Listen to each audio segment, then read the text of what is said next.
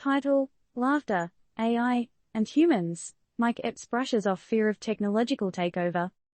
TLDR. Renowned comedian Mike Epps has voiced his nonchalance towards the rising concern of artificial intelligence, AI, possibly replacing human beings.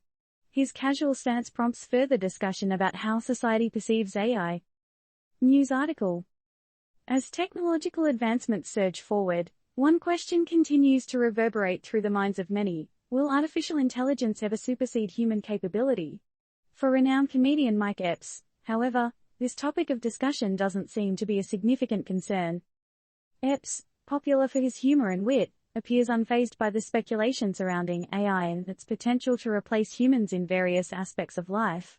His breezy demeanor about the issue might reflect his light-hearted profession, or perhaps a wider sentiment that AI is not an immediate threat to humanity. Does the comedian's casual attitude reflect society's views, or is he merely an outlier? It's important to note that artificial intelligence is not merely a concept confined to Hollywood or science fiction novels. It has become an integral part of our everyday lives, permeating various sectors such as transportation, healthcare, entertainment, and even our homes. AI can help optimize tasks, make our lives more convenient, and even address complex issues that challenge human capability. Despite these benefits, there remains a lingering fear and skepticism about AI. Many wonder whether advancements will lead to a world where robots and algorithms replace human labor. This fear is not unfounded. Several reports suggest that AI and automation may replace a significant number of jobs in the next few decades.